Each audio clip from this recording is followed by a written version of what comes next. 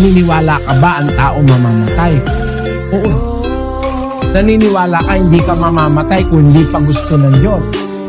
Nasa Biblia yun. 10:29 ng Mateo. Kahit maya, hindi mahuhulog sa lupa kung hindi pa yung tulot ng Diyos. So, hindi ka mamamatay kung hindi pa gusto ng Diyos. Eh, kung hindi pa gusto ng Diyos, huwag ka matakot mamatay. Kasi, pag natatakot ka mamatay, parang natatakot ka sa gusto ng Diyos. Ang paniwalaan mo, mamamatay ako pag gusto ng Diyos. Pag hindi pa gusto ng Diyos, di pa ako mamamatay. Yun ang paniwalaan mo. O maaalis yung takot mo ka.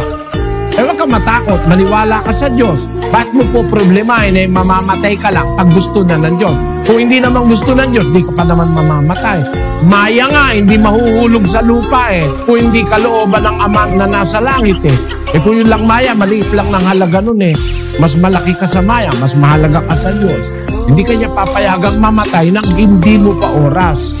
Handa mo na ka ako sarili mong mamatay. Para huwag kang matakot. Nawala nervyos niya nung matutong magtiwala sa Diyos. Pero kung meron kang Diyos sa buhay, makakalapit ka sa Diyos eh.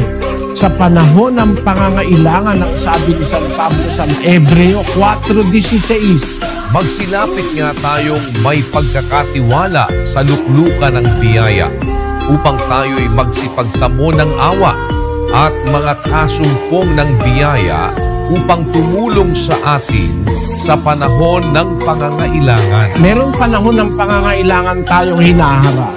Pero may makakatulong sa atin kung lalapit tayo sa luklukan ng biyaya ng Diyos. Meron Diyos, kapatid.